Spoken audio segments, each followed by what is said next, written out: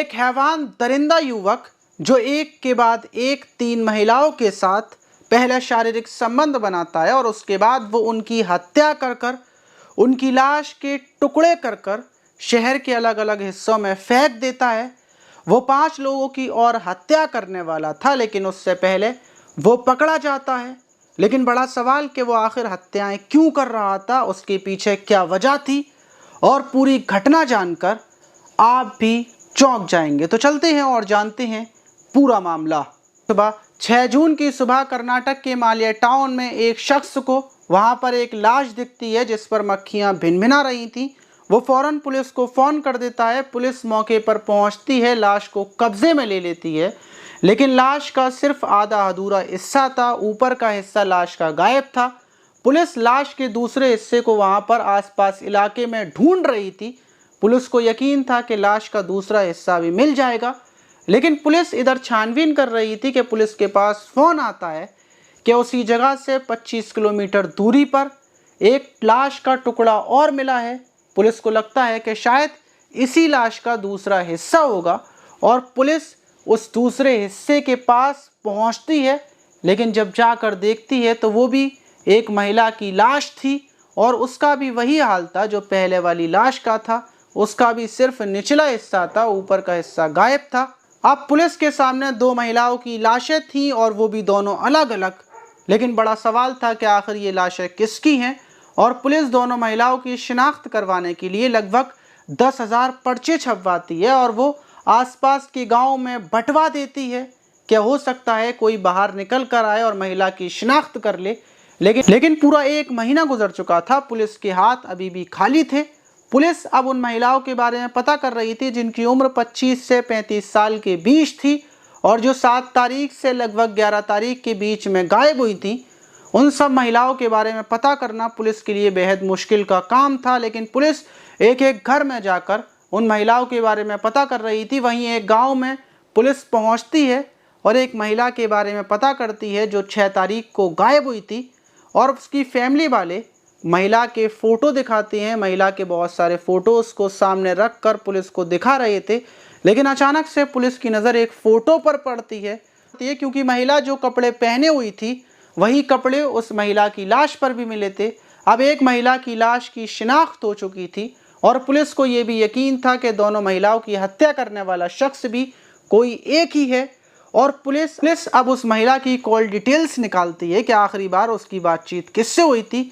तो उसमें एक शख्स का नाम आता है जिसका नाम सिंधलिंगम्पा था और वो वहीं का रहने वाला था जो एक फैक्ट्री में काम करता था। और पुलिस बिना देरी किए उस शख्स को, सिंधलिंगम्पा को गिरफ्तार कर लेती है और उससे पूछताछ करती है कि इस महिला के साथ तुम्हारे कोई कांटेक्ट थे या फिर तुमने इसकी हत्या की है।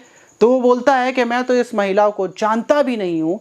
और जब पुलिस सिंधलिंगम्पा को कॉल डिटेल्स दिखाती है तो वो अपने गुनाह को कबूल कर लेता है और वो ये बात मान लेता है कि उसी ने उन दोनों महिलाओं की हत्या कर उनके टुकड़े कर वहाँ पर फेंके थे और इससे पहले उसने एक महिला की और हत्या की थी। टोटल उसने 3 महिलाओं की हत्या कर उनकी टुकड़ों को फेंका था। लेकिन पुलिस उससे पूछती है कि आखिर तुमने हत्याएं क्यों की हैं, तो बताता है कि वो यहाँ पर कई सालों से एक कंपनी में जॉब कर रहा था, लेकिन 1 साल पहले ही वो अपनी हवस को ठंडा करने के लिए रेड लाइट इलाके में पहुंचता है और एक महिला के साथ शारीरिक संबंध बनाता है उसको पैसे देकर, और वो महिला उसको पसंद आती है। वो अक्सर उस महिला के पास जाया करता था, उसका नाम चंद्रकला था और दोनों की करीबियाँ इतनी बढ़ जाती हैं कि दोनों एक दूसरे से प्यार करने लगते हैं। लेकिन सिंधलिंगम्पा ये जानना चाहता था कि आखिर उसकी प्रेमिका इस दलदल में, इस वैश्यवृत्ति के काम में कैसे फंसी। और एक रोज़ जब वो अपनी प्रेमिका से उसकी दास्तां पूछता है तो बताती है कि वो यहाँ पर जॉब करने के लिए आई थी, लेकिन कुछ लोगों ने मिलकर उसको इस दलदल में फंसा दिया और उसके गुनाहगार, उसको दलदल में फंसाने वाले वही लोग हैं। सिंधलिंगम्पा उनके नाम जानता है, जिसमें 4-5 महिलाएं और 2 मर्द थे। वो 7 लोगों की एक लिस्ट तैयार कर लेता है और वो उससे बोलता है कि मैं इन 7 लोगों को मौत के घाट उतार दूंगा, तुम्हारा बदला ले लूँगा। और वो पहली महिला का, अपनी प्रेमिका से नंबर लेता है और उसको फ़ोन कर उसको प्यार का इजहार करता है, अपने प्रेम जाल में फंसा लेता है और एक रोज़ उसको अपने घर पर बुलाकर उसके साथ पार्टी करता है, उसके साथ शारीरिक संबंध बनाकर उसकी गला काट कर हत्या कर देता है। फिर चंद्रकला यानी अपनी प्रेमिका को फ़ोन कर कर बुलाता है और उसकी लाश को सामने रख देता है। चंद्रकला बहुत ज़्यादा खुश होती है और उसके बाद दोनों उस लाश के टुकड़े कर कर शहर के अलग अलग हिस्सों में फेंक आती हैं। अब सिंधलिंगम्पा घबराया हुआ था क्योंकि उसने पहली हत्या की थी। उसको लग रहा था कि पुलिस उसको पकड़ लेगी, लेकिन पूरा 1 महीना गुजर जाता है, उसको कोई नहीं पकड़ता और उसकी हिम्मत बढ़ जाती है। उसके बाद वो 2 महिलाओं के और नाम निकालता है और अपनी प्रेमिका के साथ मिलकर एक एक कर कर दोनों महिलाओं को बुलाता है। पहली महिला को वो 6 जून को बुलाता है और उसके साथ भी वो संबंध बनाता है, उसकी हत्या कर देता है। और 10 जून को दूसरी महिला को बुलाता है और उसके साथ भी संबंध बनाने के बाद उसकी हत्या कर कर और उसके टुकड़ों को बाइक पर रखता है। अपनी प्रेमिका के साथ जाकर उसको फेंक आता है। उसकी प्रेमिका उसका पूरा साथ देती थी टुकड़े करने में और लाश को फेंकवाने में भी, लेकिन वो अफसोस वो पकड़ा गया। और जिस दिन वो पकड़ा गया उस दिन वो एक हत्या और करने वाला था, लेकिन वो किसी और की नहीं बल्कि अपनी प्रेमिका चंद्रकला की ही वो हत्या करने वाला था, क्योंकि उसको डर था कहीं चंद्रकला ये राज खोल ना दे।